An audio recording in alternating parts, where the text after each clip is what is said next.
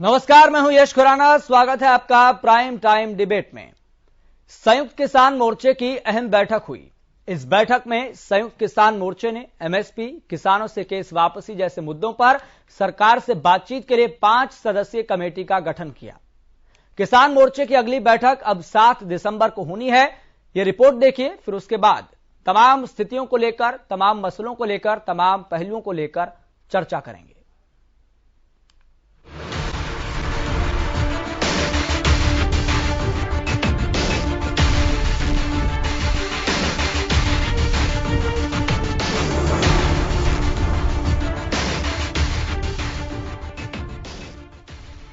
Singhu border पर संयुक्त किसान मोर्चा की अहम बैठक हुई।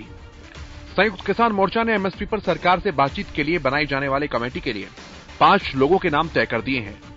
तो वहीं एसकेएम की अगली बैठक 7 दिसंबर को होगी। एमएसपी पर सरकार से बातचीत के लिए एसकेएम की ओर से बनाई गई कमेटी में बलबीर सिंह राजेवाल, गुरनाम सिंह चढ़ूनी, शिव कुमार कक्का, युद्धवीर सिंह और अशोक धावले शामिल हैं। तो वहीं किसान नेता राकेश टिकैत का नाम एमएसपी पर सरकार से बातचीत के लिए बनाई जाने वाली 5 सदस्यीय कमेटी में शामिल नहीं है। सिंगू बॉर्डर पर एसकेएम की बैठक के बाद किसान नेता राकेश टिकैत ने कहा कि एमएसपी पर गठित कमेटी सरकार से हर मसले पर बात करेगी। इससे पहले संयुक्त किसान मोर्चा ने गुरुवार को कहा था कि किसानों और सरकार के बीच गतिरोध जारी है, क्योंकि केंद्र उनकी लंबित मांगों के संबंध में कोई औपचारिक संदेश नहीं देकर उन्हें प्रदर्शन स्थलों पर रहने के लिए मजबूर कर रहा है। 40 किसान संघों के संगठन एसकेएम ने एक बयान में कहा था कि किसान सकारात्मक प्रगति के लिए और सरकार की ओर से उनकी जायज मांगों के स्वीकार करने की ध्येयपूर्वक प्रतीक्षा कर रहे हैं। उनकी मांगों में फसलों के लिए एमएसपी पर कानूनी गारंटी और आंदोलन के दौरान मारे गए किसानों के परिवारों को मुआवजा देना शामिल है। बहुत सी बातें हुई और पिछले 1 साल से जो ये आंदोलन चल रहा है, इस पे आप सब लोगों को जानकारी है कि क्या क्या इशू, क्या क्या मुद्दे हैं। और अभी जो लेटेस्ट की नॉलेज है, जो एसकेएम ने तय किया यहाँ पे मीटिंग में, वो जो 5 लोग तय किए हैं, एक कमेटी निर्धारित की, वो कमेटी भारत सरकार से बातचीत करेगी। वो ऑथेंटिक रूप से ऑथराइज कमेटी एसकेएम की है। उसके नाम हम बता देते हैं। ये राज्यपाल जी हैं, जो सीनियर हमारे लीडर हैं, पंजाब से हैं, और शिव कुमार काका जी हैं, ये गुरनाम सिंह चढ़ूनी जी हैं, युद्धवीर सिंह जी हैं और अशोक धावले जी हैं। ये 5 लोगों की कमेटी बनाई है। जो भी सरकार से बातचीत करेंगे, किसी भी मसले में बात होगी, तो यही कमेटी ऑथराइज रूप से सरकार से बातचीत करेगी। और अगली जो मीटिंग एसकेएम की यहाँ पे होगी, वो 7 तारीख को होगी। यहाँ पे ही होगी, 11-12 बजे के आसपास का उसका टाइम रखा गया है।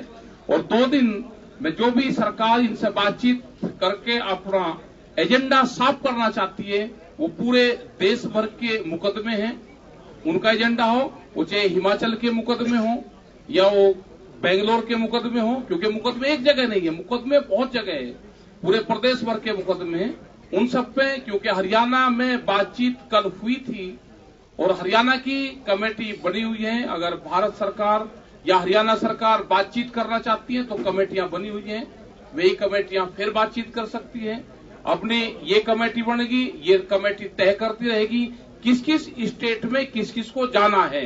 ये कमेटी पूरे एसकेएम को बताती रहेगी और जहां पे भी जरूरत होगी, जो भी चीज की जरूरत होगी, इस कमेटी के माध्यम से सरकार हम तक संपर्क करे, इस कमेटी तक संपर्क करे। ये कमेटी एसकेएम को बताएगी। अगर उत्तर प्रदेश में बात करनी होगी तो ये कमेटी तय करेगी कि उत्तर प्रदेश में कौन बात करेगा, दिल्ली में कौन बात करेगा, हरियाणा में कौन बात करेगा, हिमाचल में, उत्तराखंड में कौन बात करेगा। ये कमेटी सबको बताती रहेगी। हमको यही बताना था कि अगली मीटिंग एसकेएम की 7 तारीख में होगी। तीनों कृषि कानून रद्द होने के बाद से नरम दिख रहे किसानों के तेवर फिर से बदल गए हैं।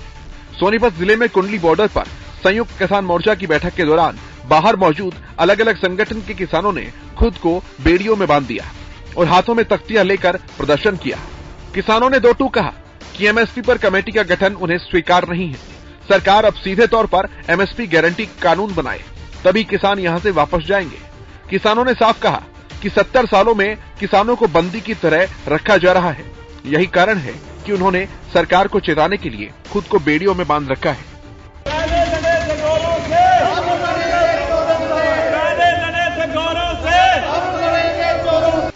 संयुक्त किसान मोर्चा की सिंघू बॉर्डर पर हुई इस बैठक में किसान मोर्चा की तरफ से आंदोलन के दौरान शहीद हुए 702 किसानों की लिस्ट कृषि सचिव को सौंपी गई। बैठक में एमएसपी और किसानों पर दर्ज केस वापस लेने को लेकर बातचीत हुई। साथ ही इस बात पर भी फैसला हुआ कि आंदोलन अभी खत्म किया जाए या नहीं। Bureau report, Haryana news. तो आंदोलन रहेगा जारी, लेकिन कब तक ये बड़ा सवाल बना हुआ है। इस मसले पर हम चर्चा करेंगे। जो आज घटनाक्रम हुआ है, जो प्रकरण हुआ है, जो 5 सदस्यीय कमेटी का गठन हुआ है, इन तमाम पहलुओं को लेकर हम चर्चा करेंगे। सबसे पहले आपका मेहमानों से तारुफ करा देते हैं। आपको बता दें, हमारे साथ किसान नेता पवन नेहरा है, स्टूडियो में मौजूद हैं। सर, आपका बहुत बहुत स्वागत इस खास चर्चा में जुड़ने के लिए। हमारे साथ प्रोफेसर विधु रावल, बीजेपी के प्रवक्ता हैं। सर, आपका बहुत बहुत स्वागत इस खास चर्चा में जुड़ने के लिए। हमारे साथ कांग्रेस प्रवक्ता खालिद चहलका भी शामिल है। सर, आपका बहुत बहुत स्वागत इस खास चर्चा में जुड़ने के लिए। और हमारे साथ इनेलो प्रवक्ता ओंकार सिंह भी जुड़ गए हैं। सर, आपका बहुत बहुत स्वागत इस खास चर्चा में जुड़ने के लिए। पवन नेहरा जी, आपके साथ मैं शुरुआत करना चाहूंगा इस चर्चा की। लग रहा था कि 5 सदस्यीय कमेटी का गठन तो होगा ही, लेकिन तस्वीर थोड़ा अलग दिखाई दी। यह भी लग रहा था कि किसान आंदोलन खत्म हो जाएगा, लेकिन ऐसा नहीं हुआ। देखिए, आपको क्या लग रहा था या सरकार को क्या लग रहा था, ये अलग मुद्दा है। हमें ये लग रहा था कि जब तक सरकार इस बात का पूरी तरह से आश्वासन नहीं दे देती, गारंटी नहीं दे देती, तब तक किसानों की कमेटियां बन सकती है, बात करने के लिए दूसरे वो हो सकते हैं, लेकिन आंदोलन का वापसी होना ये तय है कि सभी मांगे पूरी होने के बाद ही होगा। ये पहले से तय था और अब भी वही रिजल्ट आया है जो हम इतने दिन से कह रहे हैं। जी, ये मैंने आशंका इसलिए जाहिर की क्योंकि लगातार हमारे रिपोर्टर्स फील्ड पे थे और कई खबरें भी सामने आ रही थी कि पंजाब किसान संगठन है वो इस बात को लेकर कहीं ना कहीं सहमत दिखाई दे रहा है कि चलो जो हमारी मेन मांग थी, क्योंकि पंजाब से इस आंदोलन की शुरुआत हुई थी, इस बात में कोई दो राय बिल्कुल। तो पंजाब के जो किसान जथेबंदियां हैं वो इस बात को कह रही थी, हमारी तो मेन मांग यही थी कि कानून वापसी हो जाए तो हम घर चले जाएंगे। नहीं, पहले दिन से, जिस दिन से हमारी वार्ता शुरू हुई है, उस पहले मीटिंग में ये सारी मांगे रखी गई थी। बाद की मांगे तो सिर्फ क्या है कि जो हमारे शहीद किसान हैं उनके स्मारक बनाने के लिए, उनकी स्मृति के लिए हमें जमीन दी जाए, उनको मुआवजा दिया जाए, ये बाद की मांगे हैं। आज की मांगों में शायद एक और जुड़ जाएगी कि जो हमारे गृह राज्य मंत्री हैं उनको सस्पेंशन किया जाए। तो ये जिस तरह से आगे बढ़ेगा का आंदोलन बढ़ेगा, जिस तरह के हथकंडे अलग अलग तरह से अपनाए जाएंगे, तो मांगे भी उस तरह से थोड़ी बहुत उसमें ऐड होगी। पुरानी मांगे खत्म नहीं हो सकती। ये उस तरह का बच्चा नहीं है कि किसी बच्चे को पहले कुछ मांग रहा था, बिस्किट मांग रहा था, या हमारे हरियाणा में देसी कहावत है कि गुड़ की डली मांग रहा था, गुड़ था नहीं तो मां ने उठा करके उसको कहीं किसी ऊंची जगह पे बैठा दिया। अब वो रोता तो रहा, लेकिन ऊपर से ये रो रहा मुझे नीचे उतारो, मुझे नीचे उतारो। तो ये किसानों के साथ अब नहीं होने वाला है कि पहले हम एमएसपी की मांग तो बहुत पहले से कर रहे हैं, हम एमएसपी की खरीद गारंटी चाहते हैं, उसको कानून चाहते हैं, और वही हम मांग रहे हैं। और पहले जब ये आंदोलन है शुरू हुआ तो पहले दिन से ये मांग पहले दिन से रखी हुई थी, कोई अलग नहीं है, और मुख्य मांग अभी भी यही टिकी हुई है। ठीक है प्रोफेसर साहब, 5 सदस्यीय कमेटी का गठन तो कर दिया है, ये भी जानकारी सामने आ रही थी कि किसान नेता 5 की बजाय इसकी संख्या ज्यादा कर सकते हैं, लेकिन सरकार की बात मानी कि 5 सदस्यीय कमेटी हो, उन्होंने गठन कर दिया है और इसको पूरी तरह से ऑथराइज कर दिया है, अधिकृत कर दिया है कि अब ये जो कमेटी है सरकार से हर लेवल पर बातचीत करेगी, जितनी दफा हो उतनी दफा बातचीत करेगी। लेकिन बातचीत के लिए कब बुला रहे हैं? देखिए, अभी बहुत है जिनमें से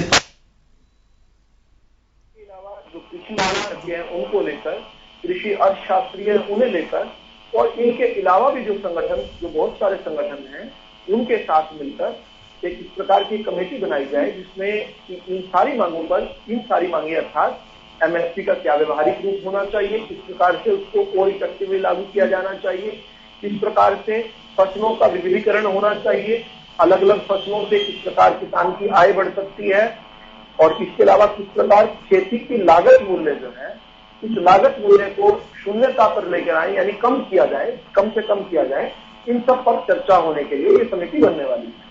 और उस समिति जो है वो अपनी चर्चा करेगी अपना विवेक के अनुसार, और आम सहमति के साथ एक जो सिफारिश करेगी सरकार उसको मानेगी और उस पर एक कानून बनाएगी।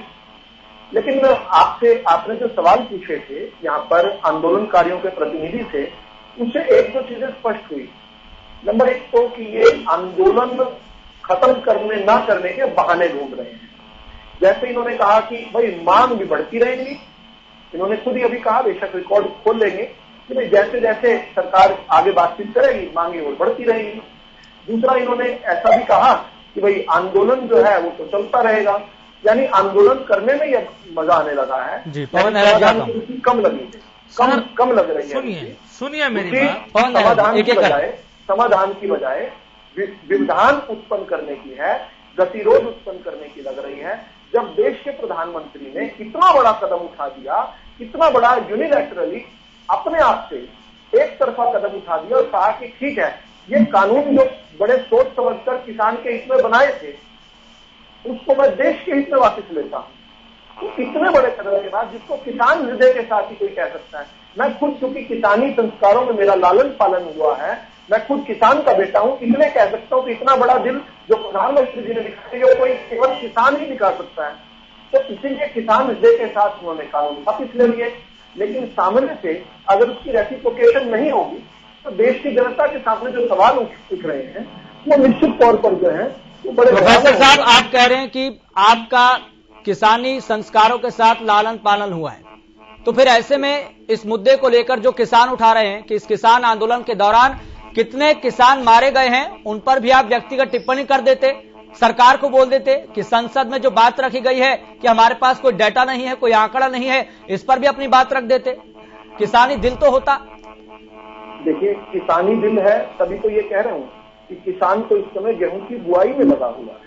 किसान के पास इतना समय नहीं है कि वो वहां पर बैठा हो, लेकिन फिर पीछे से ये कहते हैं कि नहीं जी, किसान तो वहां खेत में है, उनके माँ बाप या कोई और यहाँ पर परिजन यहाँ पर है। तो कुल मिलाकर ये एक गोलमोल सा मामला, उसमें नहीं जाते हैं क्योंकि अभी हम उससे काफी आगे निकल चुके हैं उस बात से।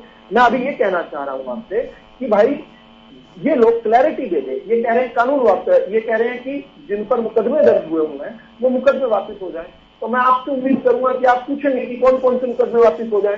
क्या 26 जनवरी को 48,000 मुकदमे हैं प्रदेश का आंकड़ा बता रहे हैं कि 48,000 मुकदमे हैं प्रदेश में दर्ज, और बाकी सभी अलग अलग राज्यों में अलग अलग मुकदमे हैं, अलग अलग प्रकरण को लेकर। तो यश खुराना जी, इन 48 बता रहे हैं, 50 बता रहे हैं, 45 जो भी मुकदमे हैं, एक बार क्लैरिटी लेकर मुझे बता दीजिए कि क्या इन 48,000 में वो मुकदमे भी हैं जो कि 26 जनवरी को देश के लोकतंत्र को शर्मसार किया गया, लाल किले पर जाकर तिरंगे का अपमान किया गया, जिनको कल तक ये कहते थे कि बीजेपी के लोगों ने किया और बाद में इन्होंने अपने 70 वकील खड़ा करके उनकी जमानतें करवाई, उन क्या वो मुकदमा है? साथ साथ ये भी क्लैरिटी लेकर बता दीजिए, इस प्रकार से पंडित मुकेश गिल जी को तेल छिड़ककर आग लगाई गई, क्या वो भी मुकदमा इसमें है? इसके साथ साथ ये भी जल्दी से मुझे पता करके बता दीजिए कि दलित युवक के हाथ पैर काटकर जिस प्रकार उसको लटकाया गया, क्या वो भी मुकदमा है? और बंगाली युवती के साथ जो दुष्कर्म किया गया, इनके आंदोलन में शामिल लोग थे, उनके नेता बताते थे अपने आप को, उन लोगों का भी मुकदमा वापिस इन 48,000 में है या नहीं है? एक ठीक है, पवन नेहरा जी जवाब दीजिए।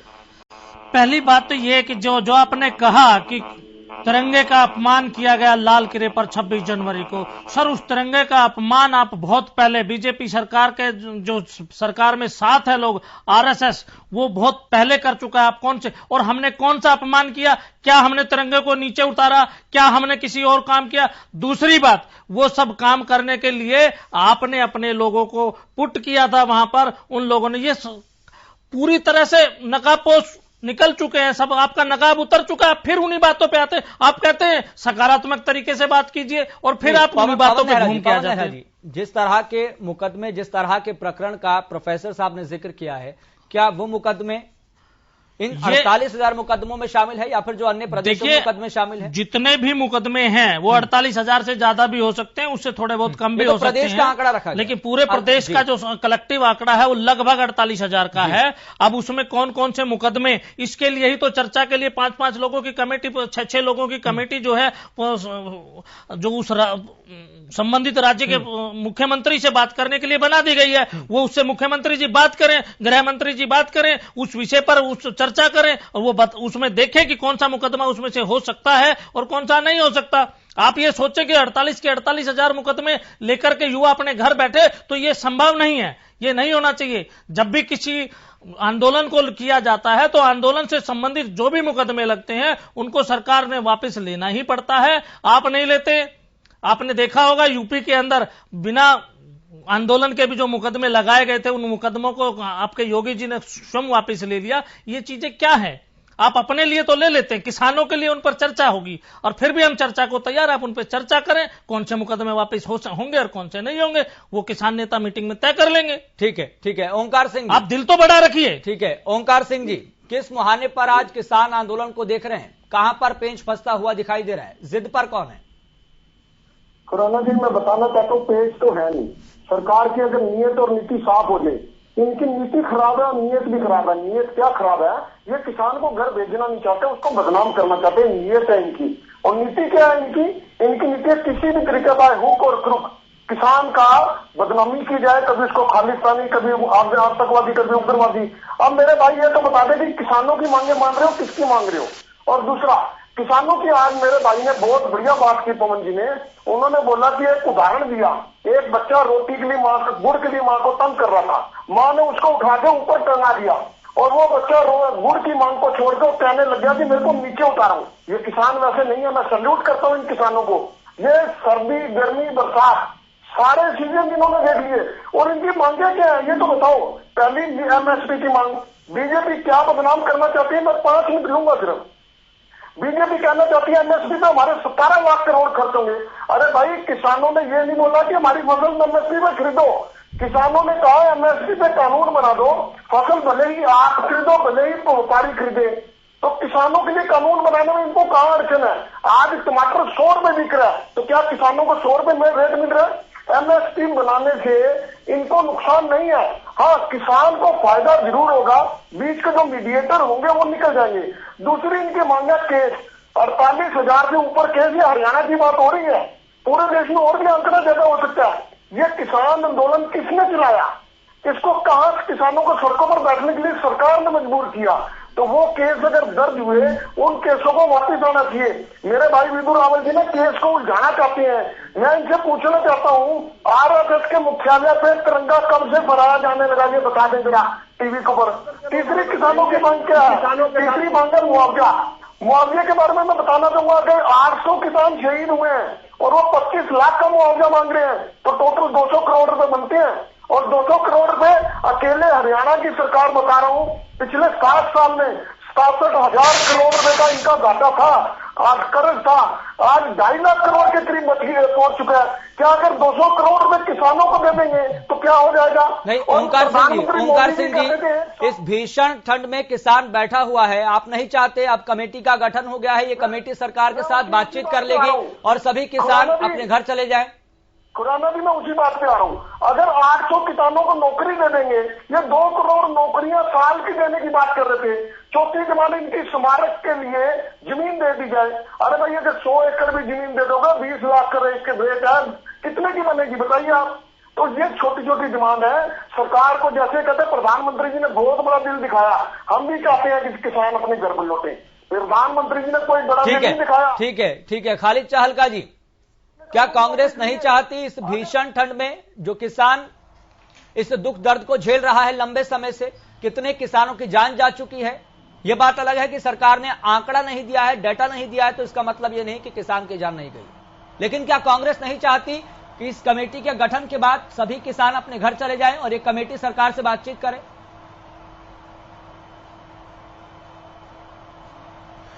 यस खुराना जी, इस देश का हर व्यक्ति जो इस देश का हित चाहता है, वो चाहता है कि किसानों की बात मानी जाए और किसानों को सहसम्मान उनके घर भेजा जाए। लेकिन एक चीज इसमें देखने वाली है यस जी, जब ये काले कानून देश के माननीय प्रधानमंत्री ने वापस लेने की घोषणा की, उस दिन से लेकर आज तक माननीय प्रधानमंत्री हो, चाहे देश के कृषि मंत्री हो, भाजपा के नेता हो, प्रवक्ता हो, सबका एक दर्द बार बार झलकता है। यस जी, वो ये कहते हैं कानून बहुत अच्छे थे लेकिन हम इनको समझा नहीं पाए।